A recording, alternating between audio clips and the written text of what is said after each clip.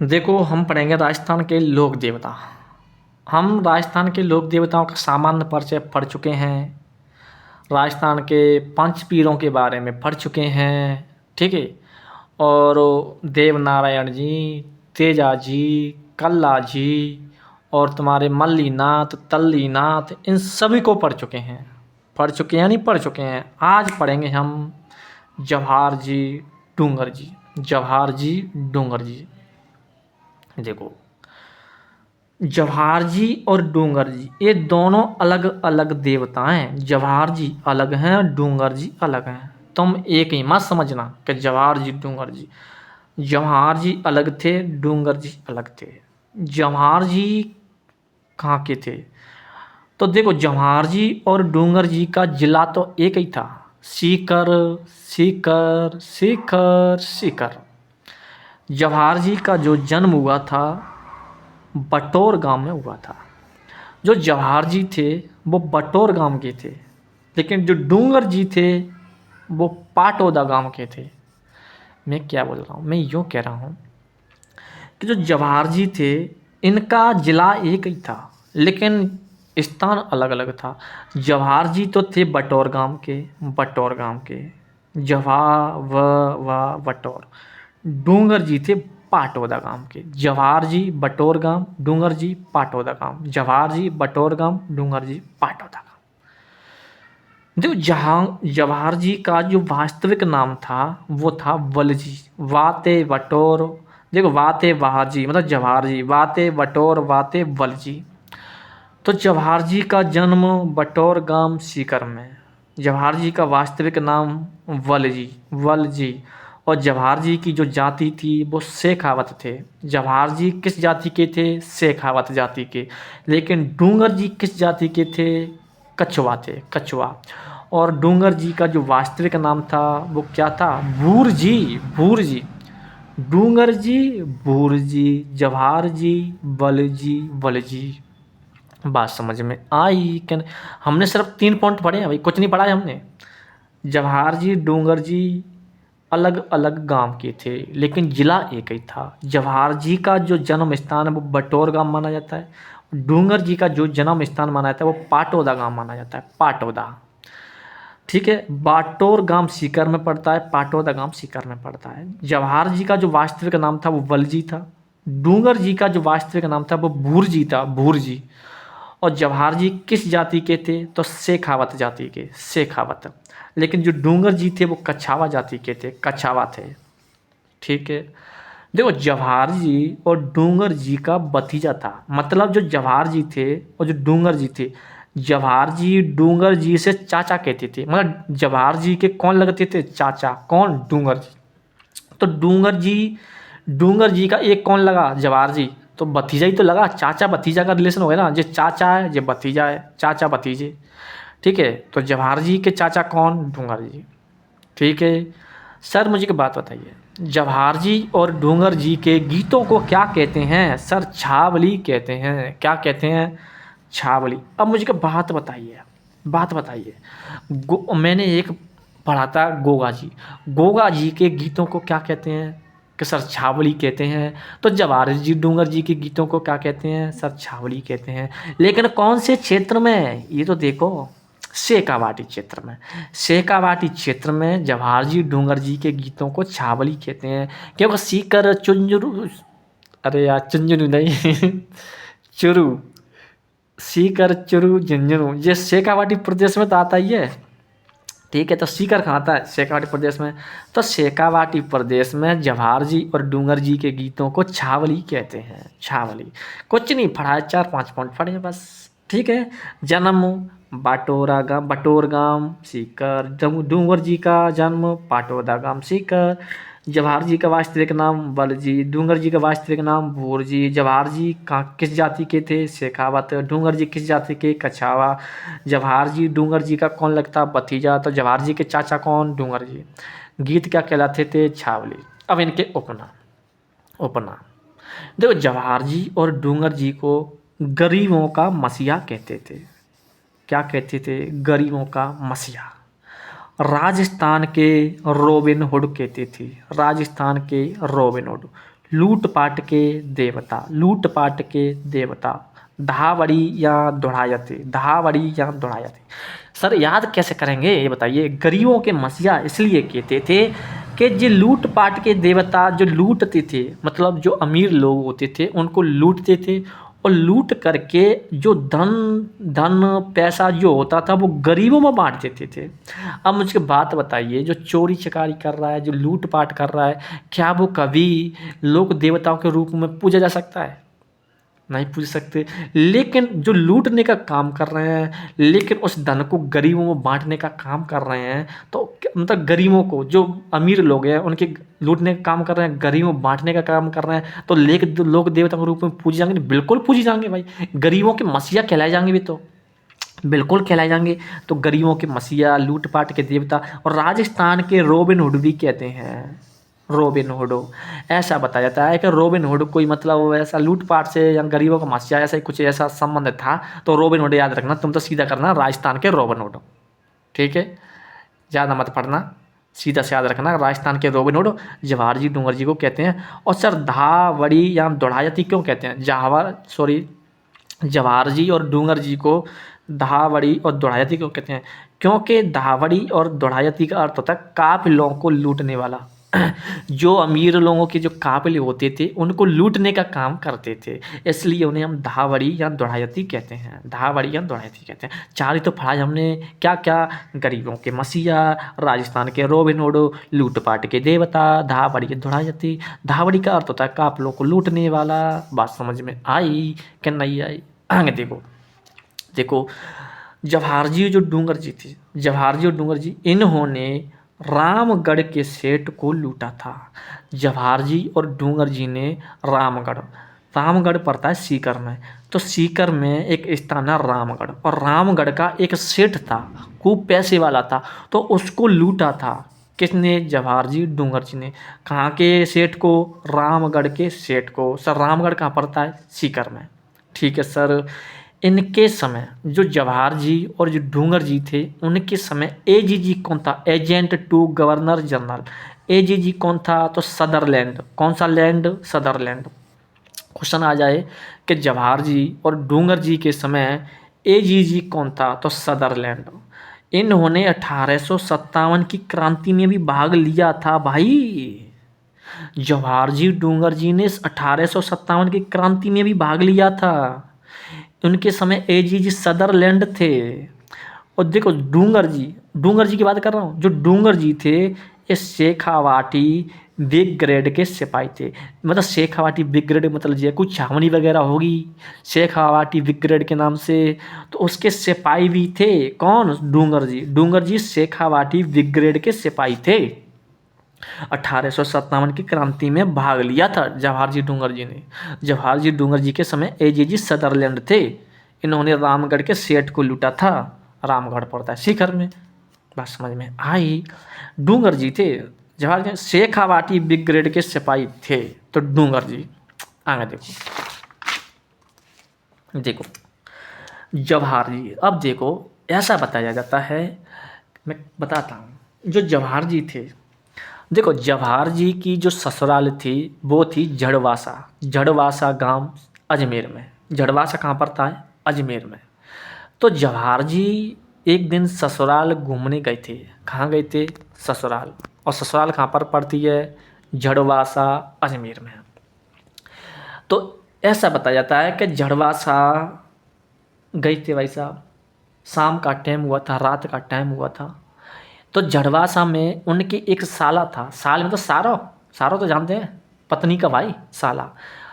तो पता नहीं जवाहर जी के साले भैरू सिंह था उसका नाम। तो भैरू सिंह ने गद्दारी कर दी या किसी और ने गद्दारी करी, किसने गद्दारी नहीं करी इसका तो पता नहीं है। लेकिन ऐसा बताया जाता है कि जवाहर जी कहाँ गए थे? झड़वासा। झड़वासा क्या है? उनकी ससुराल।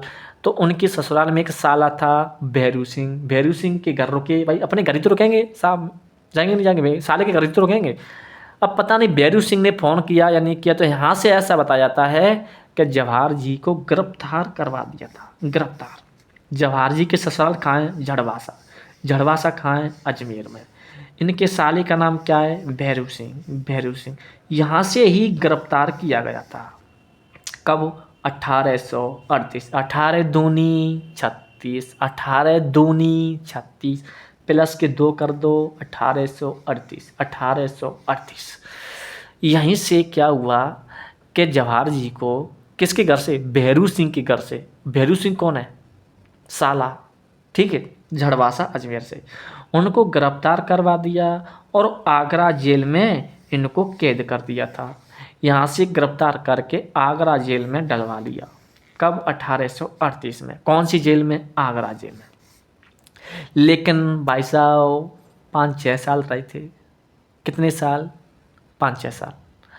5-6 साल रहे थे, कम से कम 8 साल रहे थे। 8 साल, 8 साल रहे थे कम से कम।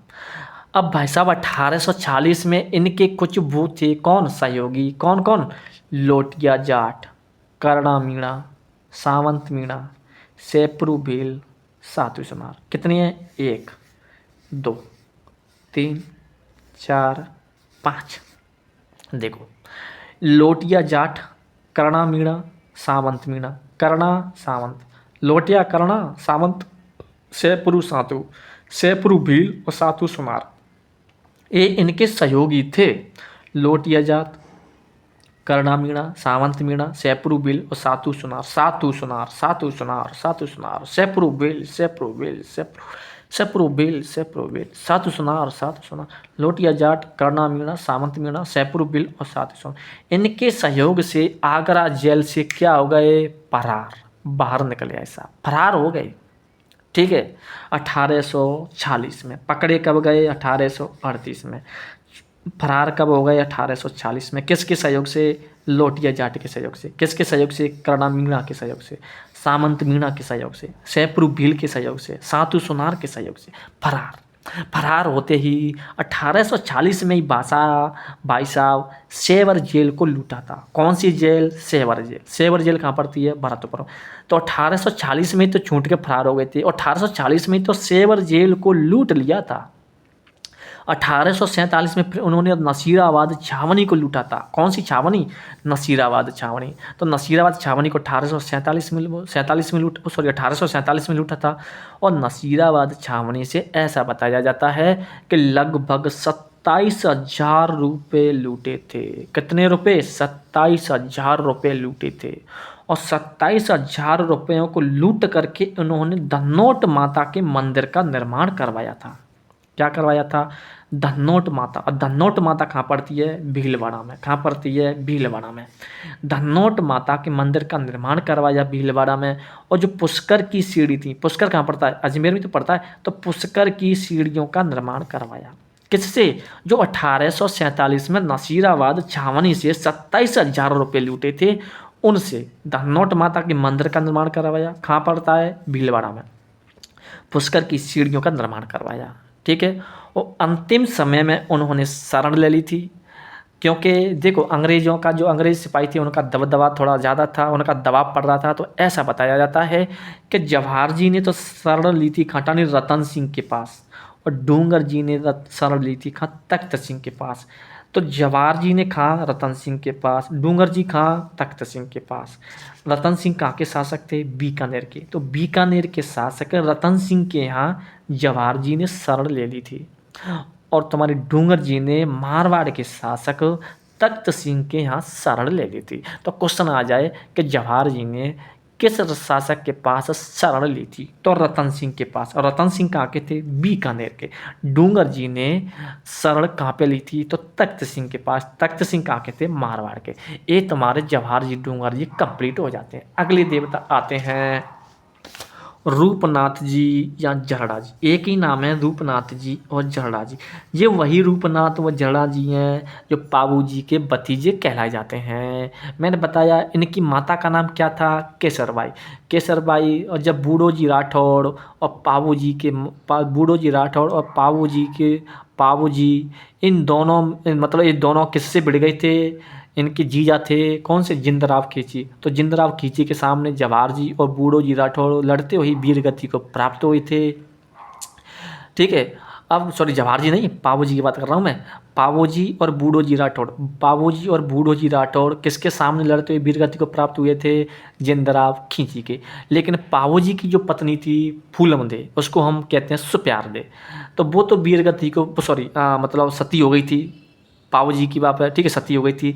लेकिन केसरबाई सती होना चाहती थी, लेकिन केसरबाई के गर्भ में 6-7 महीने का बच्चा था। अब वो कौन थे? रूपनाथ जी, जहड़ा जी।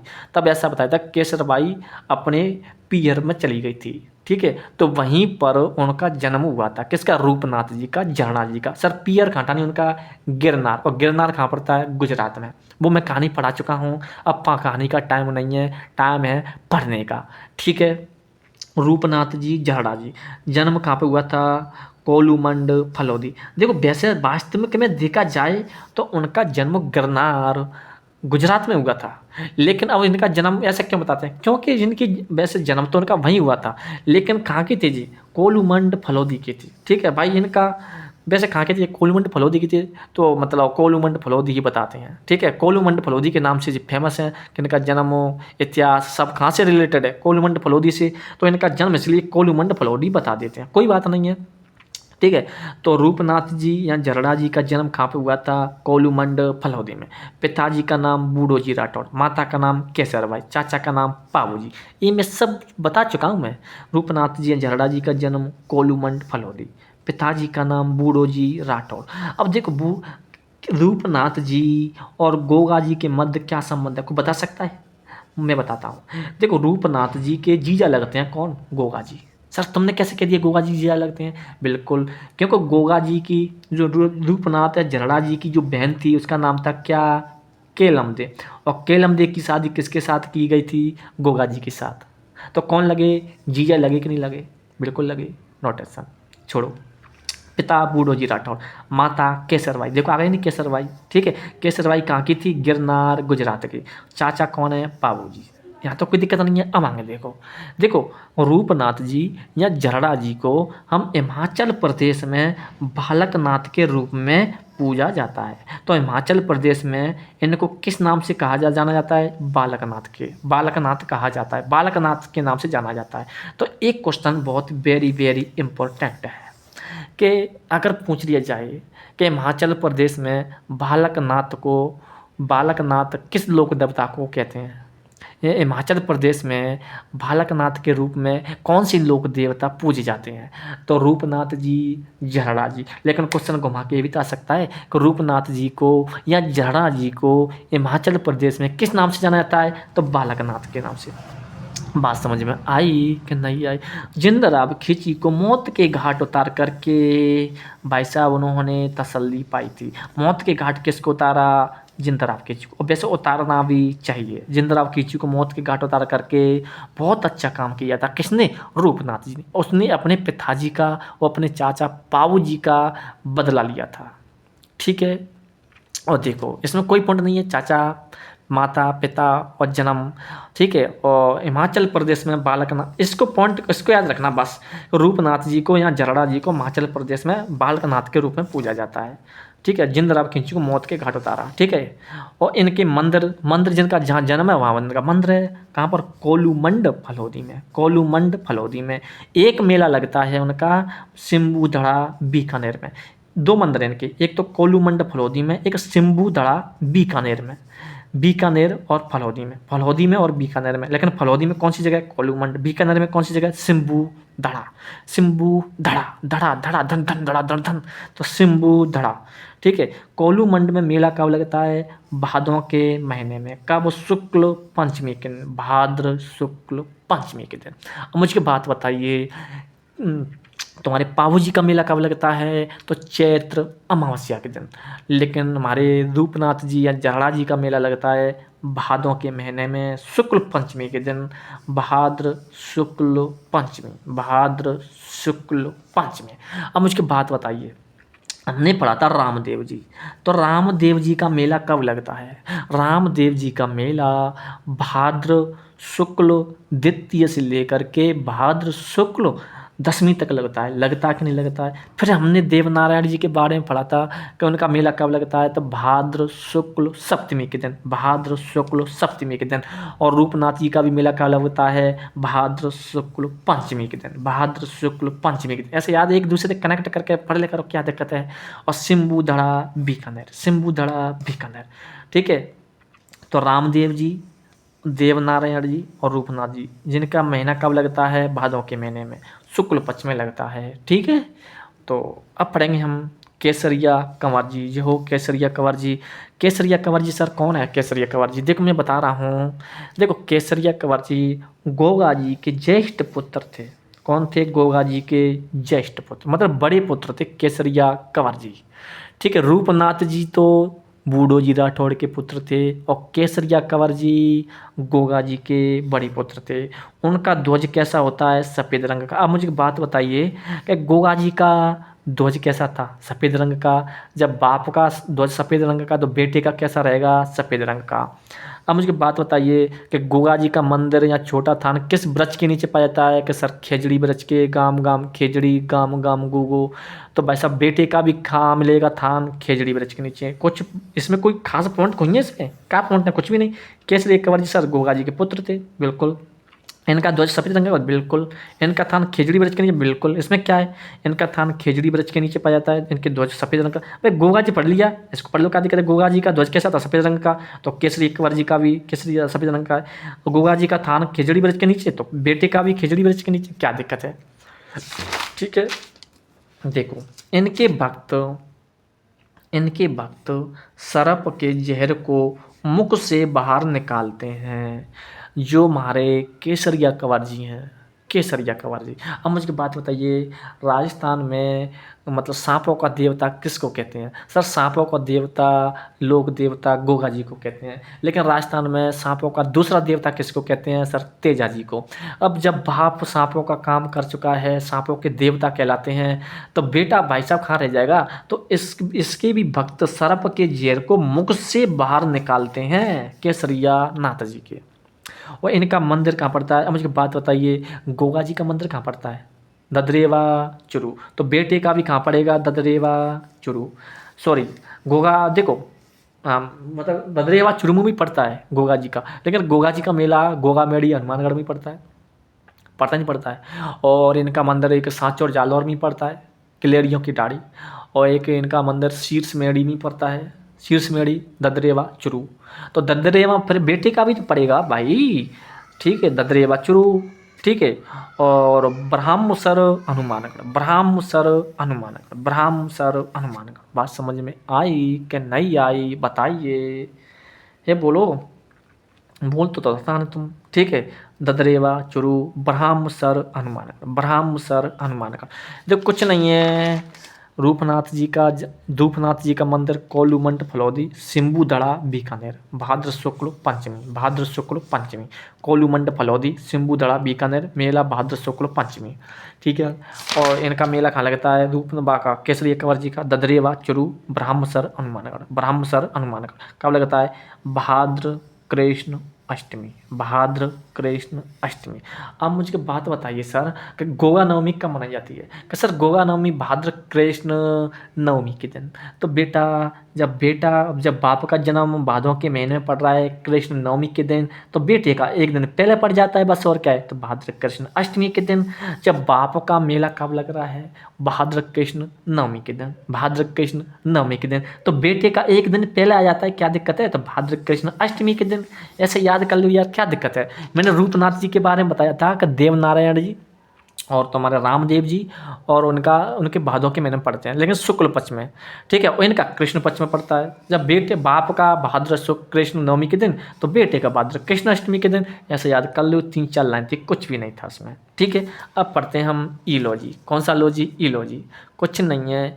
ईलोजी की सर्वाधिक मान्यता, मतलब ईलोजी को सर्वाधिक मान्यता कहाँ पर है? ईलोजी को सर्वाधिक कहाँ पर माना जाता है? जालौर, बाड़मेर, बालोतरा, जालौर, बाड़मेर, बालोतरा। कौन सा बालोतरा? जालौर, बाड़मेर, बालोतरा। सर ईलोजी की पत्नी का नाम था होलिका माता। कौन सी माता? होलिका माता, होलिका माता, ठीक है। देखो ईलोजी की सर्वाधिक मान्यता जालौर, बाड़मेर, बालोतरा। जालौर, बाड़मेर, बालोतरा। ईलोजी की पत्नी का नाम होलिका माता। कौन सी माता? होलिका माता। सर ईलोजी को हम किस नाम से जानते हैं? तो इनको हम छेड़छाड़ के लोक देवता कहते हैं। कौन से लोक देवता? छेड़छाड़ के लोक देवता। अगर क्वेश्चन आ जाए कि छेड़छाड़ के लोक देवता किसको कहते हैं, तो ईलोजी को कहते हैं। किसको कहते हैं? ईलोजी को। सर इनके मंदिर में क्वेश्चन नहीं है, 3 पॉइंट पढ़े हैं ईलोजी के बारे में। सर्वाधिक मान्यता जालौर, बाड़मेर, बालोतरा। 1 पॉइंट, पत्नी होलिका, उपनाम छेड़छाड़ के लोक देवता। सर ईलोजी के मंदिर में नग्न आदम कद प्रतिमाएं लगी हुई हैं। कैसी प्रतिमाएं? नग्न मतलब नंगे लगी है, नग्न है मतलब कहते हैं इनके मंदिर में इनके मतलब नग्न है, वस्त्र वगैरह नहीं है, तो नग्न आदम कद प्रतिमाएं लगी हुई हैं। तो ईलोजी के मंदिर में ईलोजी की प्रतिमाएं कैसी है? नग्न आदम कद प्रतिमा। देखो ईलोजी की स्मृति में जो बांझ महिलाएं होती हैं, बांझ कहते हैं जिनकी संतान नहीं हो, तो वो बांझ महिला क्या करती हैं? इनकी स्मृति में बांझ महिलाएं इल्ला इल्ली नृत्य करती हैं। कौन सा नृत्य करती हैं? इल्ला इल्ली, मतलब इल्लो जीते नाम है इल्ला इल्ली, इल्लो जीते ही निकला इल्ला इल्ली। तो जो बांझ महिलाएं होती हैं वो संतान की प्राप्ति के लिए ईलोजी की स्मृति में इल्ला इल्ली नृत्य करती हैं। किसका? ईलोजी के पास। तो ईलोजी से नाम पड़ेगा इल्ला इल्ली नृत्य करती हैं। और सर जिनकी सवारी कहाँ की है? तो जालौर, बालोतरा। इनकी सवारी जालौर, बालोतरा। ईलोजी की सवारी कहाँ निकाली जाती है? जालौर, बालोतरा। कहाँ निकाली जाती है? जालौर, बालोतरा। ठीक है, बाड़मेर भी आ सकता है, ठीक है, बाड़मेर भी। समझो मेरी बात। ईलोजी सवारी जालौर, बालोतरा, बाड़मेर।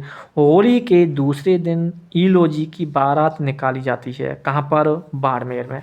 ठीक है, ईलोजी की क्या निकाली जाती है? बारात। कहाँ टानी? बाड़मेर। होली के दूसरे दिन क्या निकाली जाती है? ईलोजी की बारात निकाली जाती है। सर कहाँ पर? बाड़मेर वाले क्षेत्र में। क्यों? इनको सर्वाधिक कहाँ टानी मान्यता है भाई? जालौर, बाड़मेर, बालोतरा। पत्नी होलिका माता, उपनाम छेड़छाड़ के लोक देवता। मंदिर में आदमकद प्रतिमाएं लगी हुई हैं। बांझ महिलाएं इनकी स्मृति में इल्ला इल्ली नृत्य करती हैं। सवारी जालौर, बालोतरा। होली के दूसरे दिन ईलोजी की बारात निकाली जाती है। कांटानी, बाड़मेर में। देखो होली के अगले दिन ईलोजी द्वारा शरीर पर राख लगाए जाने के कारण धुलंडी मनाई जाती है। धुलंडी तो मैंने धुलंडी बताया था चैत्र कृष्ण एकम के दिन क्या मनाई जाती है? धुलंडी। तो ईलोजी के अगले दिन, ठीक है, तो होली के अगले दिन ईलोजी द्वारा शरीर पर राख लगाए जाने के कारण धुलंडी मनाई जाती है। धुलंडी क्यों मनाई जाती है? ऐसा बताया जाता है कि ईलोजी की जो पत्नी थी होलिका माता, ईलोजी होलिका माता से बहुत घना प्रेम करते थे, बहुत घना प्यार करते थे। किससे? होलिका माता से। लेकिन ऐसा बताया जाता है कि समय को कुछ और ही मंजूर था। ऐसा बताया जाता है कि जो होलिका माता थी, मतलब जो प्रहलाद सुना है ना, प्रहलाद, तो मतलब प्रहलाद होलिका मतलब जो प्रहलाद थी ना, प्रहलाद की बुआ थी। कौन? होलिका। अब क्या हुआ कि मतलब जो प्रहलाद था, प्रहलाद के पिताजी ने मतलब प्रहलाद को मारने के लिए किसको यूज किया था? अपनी बहन होलिका को, क्योंकि होलिका के पास शक्ति थी, ठीक है, वरदान था। तब ऐसा बताया जाता है कि मतलब क्यों इसको एक वरदान था कि मतलब होलिका के मतलब प्रहलाद को मतलब एक अग्नि में कहीं अग्नि चिता वगैरह मतलब कोई बड़ी वो थी अग्नि वगैरह, उसमें बैठा दिया था और खुद भी बैठ गई थी। कौन? होलिका। ठीक है, तब ऐसा बताया था कि प्रहलाद तो बच गया था, लेकिन होलिका जल करके राख हो गई थी। क्या हो गई थी? राख हो गई थी। ठीक है, कौन? होलिका। क्योंकि होलिका को थोड़ा अपने आप पे वो था, ठीक है, कहते ना कि अहंकार इंसान को गर्त की ओर ही ले जाता है और अहंकार इंसान का विनाश करके छोड़ता है। ये तो हकीकत है, क्योंकि हम इतिहास पढ़ते हैं ना, तो एक तो है कि अहंकार एक इंसान की विनाश की नींव होती है। जब जब अहंकार हुआ है उसका विनाश हुआ है, हकीकत बता रहा हूँ मैं। अगर होलिका को अगर घमंड नहीं होता अपनी शक्ति पर, तो अहंकार वो होलिका का विनाश नहीं होता, ठीक है। लेकिन उसको अपनी शक्ति पर वो था, घमंड था, अहंकार था, ठीक है। तो क्या हुआ कि होलिका थी, होलिका की जो राख थी उसने किसने ईलो जी के द्वारा अपने शरीर पर राख लगाई गई थी, ठीक है। उसी से नहाई थी वे, तो उसी को दुलंडी कहते हैं, ठीक है। तो होली के अगले दिन ईलो जी द्वारा शरीर पर राख लगाए जाने का दुलंडी मनाई जाती है। बात समझ में आई कि नहीं आई? ठीक है सर। अब देखेंगे आलम जी, आलम जी, आलम जी, ठीक है सर। आलम जी, देखो आलम जी के बारे में देखो, क्या रे हमने कितने पढ़ रहे? अच्छा, सही है सही है। आलम जी, आलम जी, ईलो जी, आलम जी, ईलो जी, आलम जी। देखो आलम जी का वास्तविक नाम था जेतमलोत राठौड़, जेतमलोत राठौड़। आलम जी, आलम जी। और आलम जी का वास्तविक नाम हो जाएगा जेतमलोट, मतलब खेत में लोट, खेत में लोट। आलम खेत में लोट, मतलब खेत में लोट नहीं है, वो जेतमलोट है, ठीक है। तो आलम जी का वास्तविक नाम क्या हो जाएगा? जेतमलोट राठौड़, जेतमलोट राठौड़। आलम जी का एक उपनाम था, उसको मतलब आलम जी को अश्वरक्षक देवता के नाम से भी जाना जाता है। देखो आलम जी का जो वास्तविक नाम था वो जेलतम लोट, खेतम लोट, अरे खेत में मत लोट, वो जेतम लोट है। तो जेतम लोट राठौड़ किसको कहते हैं? आलम जी राठौड़ को, ठीक है। और छेड़छाड़ के देवता ईलो जी को कहते हैं। और अश्वरक्षक देवता, अश्वरक्षक देवता किसको कहते हैं? तो किसको कहते हैं? आलम जी को। आलम जी को हम अश्वरक्षक देवता भी कहते हैं। सर आलम जी में कुछ नहीं है, वास्तविक नाम जैतमलोत राठौड़, उपनाम अश्वरक्षक देवता, मंदिर डोगी रेत का टीला। सर डोगी रेत का टीला कहाँ पर है? तो राड़ धरा बाड़मेर में। देखो मैं बताता हूँ कि एक जिला है बाड़मेर, कौन सा? बाड़मेर। बाड़मेर में एक स्थान है राड़धरा, राड़धरा। और राड़धरा में एक टीला पड़ता है। राड़धरा क्या है? गांव है। तो राड़धरा गांव में एक टीला है, उस टीले का नाम है डोगी रेत का टीला, डोगी रेत का टीला। डोंगी कर लो यार, डोगी नहीं आता तो डोंगी कर लो, क्या दिक्कत है? डोंगी, डोंगी कर लेना, क्या दिक्कत है? तो डोंगी रेत का टीला बस याद होना चाहिए, ठीक है। तो डोंगी रेत का टीला, वैसे नाम है डोगी रेत का टीला, पर डोंगी कर लो, याद करने के लिए क्या जा रहा है हमारा, चलो डोंगी करो, देखो भाई साहब डोंगी हो गया, ठीक है। डोंगी रेत का टीला कहाँ? राड़, राड़ धरा बाड़मेर, राड़ नहीं होता वो राड़ है, राड़ धरा बाड़मेर, राड़ कर लीजिए, क्या राड़ नहीं, राड़ धरा बाड़मेर, डोंगी रेत का टीला। उसको आलम जी का दोहरा भी कहते हैं, क्योंकि वहाँ पर उनका मंदिर है आलम जी का, तो उसको किस नाम से जानते हैं? आलम जी का दोहरा के नाम से भी जानते हैं। डोंगी रेत के टीले को आलम जी का दोहरा भी कहते हैं, और भाई साहब आलम जी को अश्वरक्षक देवता भी कहते हैं, ठीक है। तो डोंगी रेत के टीले पर उनका मंदिर बना हुआ है, जैसे आलम जी का दोहरा कहते हैं। कौन सी नदी के किनारे? लूनी नदी के किनारे, लूनी नदी के किनारे, लूनी नदी के किनारे। सर लूनी नदी के किनारे एक मंदिर था, शायद ये मल्लीनाथ या तल्लीनाथ, में बताता हूँ, एक मिनट, एक मिनट रुको जरा। मल्लीनाथ पशु मेला किस नदी के किनारे है? तो लूनी नदी के किनारे, लूनी नदी के किनारे मल्लीनाथ पशु मेला। तो मल्लीनाथ पशु मेला लूनी नदी के किनारे है। तो आलम जी का जो दौरा है, जो आलम जी का जो मंदिर है डोंगी रेत का टीला, वो किस नदी के किनारे है? लूनी नदी के किनारे। और घोड़ों का इलाज किया जाता है, क्योंकि घोड़ों का अश्वरक्षक, अश्व कहते हैं घोड़ों को, तो अश्वरक्षक देवता, तो घोड़ों का यहाँ पे इलाज किया जाता है। डोंगी रेत का टील, तो डोंगी रेत का टीला या आलम जी के द्वारा नामक स्थान पर लूनी नदी के किनारे घोड़ों का इलाज किया जाता है। वो यहाँ पर घोड़ी प्रजनन केंद्र स्थित है, मतलब घोड़ियों का प्रजनन किया जाता है, तो घोड़ी प्रजनन केंद्र स्थित है। लेकिन घोड़ों का तीर्थ स्थल पूछ लिया जाए तो गुड़ामलानी बाड़मेर, गुड़ामलानी बाड़मेर, ठीक है। घोड़ी प्रजनन, भाई प्रजनन कौन होता है? घोड़ी होता है, घोड़ा होता है भाई, घोड़ी होंगी ना, प्रजनन तो निषेचन किसका किया जाएगा? घोड़ियों का किया जाएगा ना। तो घोड़ी प्रजनन केंद्र का हटानी है, ढोंगी रेत का टीला या आलम जी का दौरा। यहाँ पर घोड़ों का इलाज भी किया जाता है, लूनी नदी के किनारे स्थित है। लेकिन घोड़ों का तीर्थ स्थल कहाँ पर है, तो गुड़ामलानी बाड़मेर, गुड़ामलानी बाड़मेर। देखो देखो बाड़मेर में ही है वैसे इनका देखा जाए तो। घोड़ी प्रजनन केंद्र भी खटानी है बाड़मेर में, घोड़ों का तीर्थ स्थल भी खटानी है बाड़मेर में। स्थान चेंज है बस से। देखो घोड़ी प्रजनन केंद्र राड़ दरा डोंगी रेत का टीले पे, और गुड़ामलानी में घोड़ों का तीर्थ स्थल है। बात समझ में आई कर देंगे, ठीक है। अब जो है देव बाबा, देव बाबा पढ़ेंगे हम अगली क्लास में। तो देखो हमने आज 5 लोक देवताओं के बारे में पढ़ा था। कौन कौन से, जवाहर जी, डूंगर जी, जवाहर जी, डूंगर जी। एक लोक देवता थे तुम्हारे कौन से, रूपनाथ जी, रूपनाथ जी के बारे में पढ़ा था। और कौन से, एक थे तुम्हारे केसरिया कंवर जी, केसरिया कंवर जी के बारे में पढ़ा था। एक थे ईलो जी, इनको हम छेड़छाड़ के लोक देवता भी कहते हैं, ईलो जी के बारे में। और एक पढ़ा हमने कौन सा, तुम्हारा आलम जी, आलम जी, इनको हम असुरक्षक देवता के नाम से भी जानते हैं। तो हम 5 लोक देवता पढ़ चुके हैं, कोई दिक्कत है तो बताना, ठीक है। बात समझ में आई कि नहीं। पर अगले लोक देवता अगली क्लास में पढ़ेंगे, ठीक है सर, बाय।